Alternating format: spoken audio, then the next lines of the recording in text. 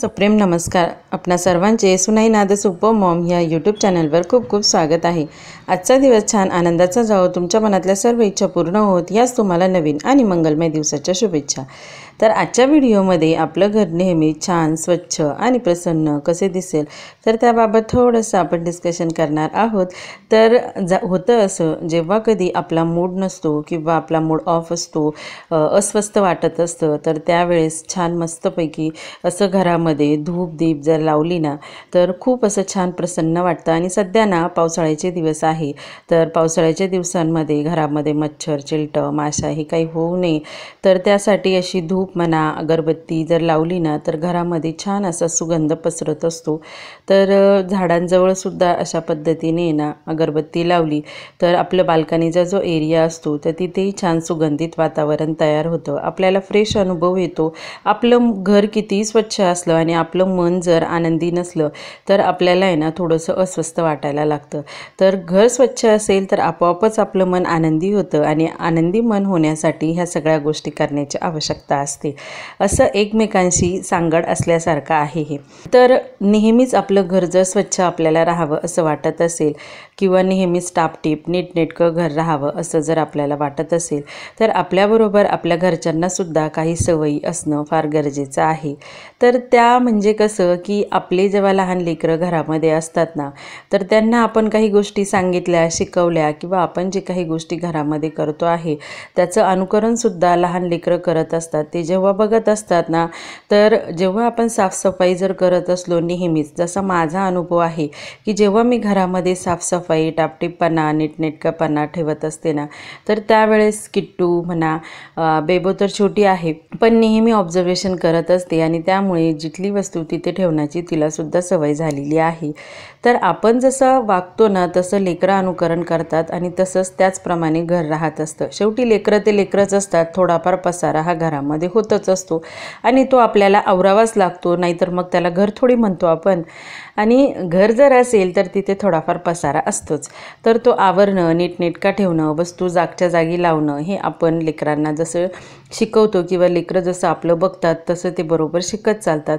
आणि दुसरी महत्त्वाची गोष्ट, जर घरामध्ये काही पसारा असेल किंवा काही असेल आणि आपण जर आवरलं नाही किंवा आपण जर नीटनेटकं ठेवलं नाही तसंच पडू दिलं तर लेकरंही तसंच बघतात आणि मग ते ही वस्तू तशाच ठेवून देतात. किंवा इवन अभ्याससुद्धा करत असताना शार्प करायचं असलं किंवा इरेजरने इरेज केलं तर पटकन इरेज करतात आणि ती घाण बेडवर झटकून देतात किंवा फरशीवर टाकून देतात.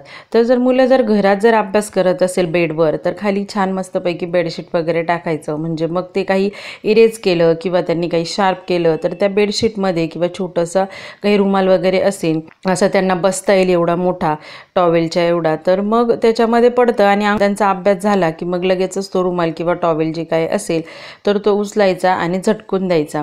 मग त्याच्यामध्ये एखादा साडीचा तुकडा असू शकतो किंवा एखादा शॉलचा किंवा आपल्याजवळ स्ट्रोल असतो तर स्ट्रोलसुद्धा तुम्ही टाकून देऊ शकतात लहान लेकरांना. म्हणजे त्यांचा अभ्यास झाला की लगेचच ते उचलायचं आणि झटकायचं, म्हणजे आपलं बघून मग नंतर हळूहळू त्यांना सवय लागून जाते.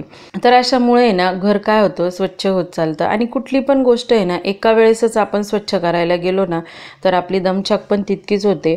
आणि दुसरी महत्त्वाची गोष्ट म्हणजे ती काम करत करत आपल्याला कंटाळाही खूप येतो. त्यामुळे ना कधी पण घरामध्ये जर आपल्याला स्वच्छता करायची असेल नीटनेटकेपणा करायचा असेल ना तर त्यावेळेस अगदी छोट्या छोट्या गोष्टींपासून आपण सुरुवात करायला पाहिजे. कुठल्याही गोष्टीची अगदी छोट्यापासून जर सुरुवात केली आपण तर ना आपलं जो ताण असतो ना तो वाचायला सुद्धा खूप मदत होते आणि तेवढा जो एरिया आहे छोटासा तो क्लीन पण होत असतो. आणि रोज थोडा थोडा एरिया जर आपण साफ करत राहिलो ना तर मग आहे ना पहिल्या दिवशी थोडासा केला, दुसऱ्या दिवशी थोडासा केला, तर दुसऱ्या दिवशी जेव्हा आपण तो एरिया साफ करत असतो ना तर पहिल्या दिवसावर पण थोडासा हात आपण मारत असतो. त्यामुळे ती फिनिशिंग ना कायमस्वरूपी ॲटलिस्ट आठवडाभर तरी तशीच राहते. म्हणजे जोपर्यंत आपलं तो एरिया पूर्णपणे क्लीन होत नाही. जसं की तुम्हाला मी वॉर्डरोबचं उदाहरण देते. एक दिवस जर आपण एक कप्पा जर आवरायला घेतला आणि दुसऱ्या दिवशी जर आपण दुसरा कप्पा आवरायला जर घेतला ना तर पहिल्या दिवशी जो काही आपण कप्पा आवरलेला होता तर त्याच्यातले कपडे दुसऱ्या दिवशी जर काही थोडेसे कमी जास्त किंवा हल्ले चालले गेले असेल तर आपण लगेच दुसऱ्या दिवशी ना त्याला पण व्यवस्थित करून देतो. म्हणजे ना त्या वस्तू ज्या त्या ठिकाणी आणि व्यवस्थित नीटनेटक्या व्यवस्थित राहण्यास खूप सारी मदत होत असते। जसं की तुम्हाला मी स्वयंपाकाचं उदाहरण देते। आता स्वयंपाक जेव्हा आपल्याला करायचा असतो एका वेळी खूप सारा आपला स्वयंपाक म्हणजे समजा वरण भात भाजी पोळी असं आपण जेव्हा स्वयंपाक करत असतो। आता इथे मला वांग्याचं भरीत करायचं आहे, खिचडी करायची आहे, तर थोडीशी ना आपण त्याची पूर्वतयारी करून घेतली ना म्हणजे मग किचन काउंटर टॉप किती छोटा असला, आपला किचन किती छोटा असला तरी पण आहे ना त्याच्यावर जास्त पसारा होत नाही। तर मला वांग्याचं भरीत करायचं होतं, तर वांगे मी शिजत घातलेले होते। त्यानंतर दुसऱ्या बाजूला मी चपात्यांचं पीठ मळलं आणि लागलीच आहे ना खिचडीचं पण सामान तयार करून घेतलं आणि वांग्याच्या भरितासाठीचं जे सामान मला पाहिजे होतं तर ते पण तयार करून घेतलं। म्हणजे काय होतं, वांग्याची जे साल असेल किंवा आपण लसूण सोललेला नसेल आपल्या जर अवेलेबल तर लसूण सोलला किंवा कांदा कापला तर त्याचे जे काही टरफलं वगैरे जे आहे ना ते वेळीच लगेचच कचऱ्याच्या डब्यामध्ये जातात आणि जेव्हा मग ते कचऱ्याच्या डब्यात जातात ना तेव्हा आपला किचन जो आहे तो एकदम आहे ना व्यवस्थित राहतो। आणि किचन काउंटर टॉपवर जेव्हा आपण काम करत असतो त्यावेळेस जेव्हा आपला काउंटर टॉप स्वच्छ असतो तेव्हा आपल्याला काम करण्याचा अधिक उत्साह येतो। जर काउंटर टॉप खराब असला तर ते स्वयंपाक करायचा सुद्धा आपल्याला इतका आळस येतो आणि तो स्वयंपाकही आळसवानाच बनतो, असंच मला थोडक्यात वाटत असतं। त्यानंतर ना मला ना काय करायचं होतं, आज असं ठरवलेलं होतं की माझ्या फ्रीजवर आहे ना बऱ्यापैकी खूप असं ना कंजेस्टेड झालेलं होतं। खूप सारं सामान त्या एकाच बॉक्समध्ये मी भरलेलं होतं, एक छोटंसं ऑर्गनायझर तयार केलेलं होतं। म्हटलं नको पाहिजेल्या वस्तू आहे ना आपण त्या बॉक्समध्ये टाकत जायचो, पण ते बॉक्स खूप भरत गेलेलं होतं। तर मग म्हटलं आपण बघू की यामध्ये नेमकं काय आहे असं।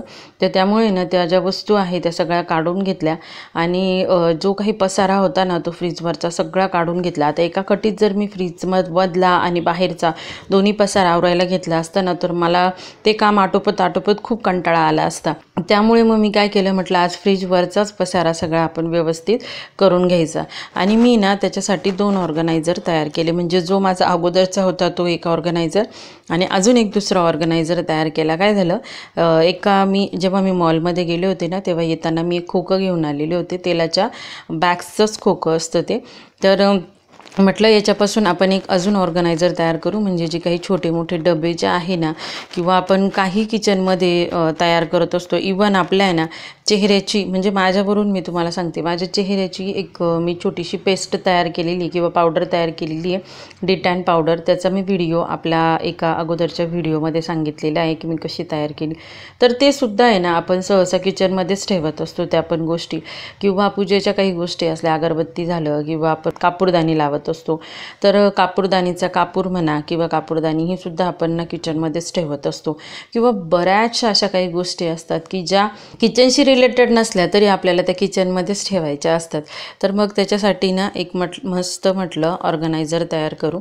तर ते खोक्याचं जे चारी बाजूने जे फ्लिप होते बंद करण्याचे ते मी कापून घेतलेले आहे आणि ते मध्ये ॲडजस्ट केलेले आहे की जेणेकरून खालच्या बाजूने छान मस्तपैकी त्याला सपोर्ट मिळेल आणि त्याला आहे ना आपला जो सेलो टेप असतो ना तर त्याने व्यवस्थित चिकटवून दिला। आता सेलो टेप माझ्याजवळ जाडमधला सेलो टेप नव्हता की जो बॅगा पॅक करण्यासाठी किंवा बॉक्स पॅक करण्यासाठी यूज करतात, माझ्याजवळ छोटाच सेलो टेप होता, पण त्याने व्यवस्थित मला पॅक करता आलं।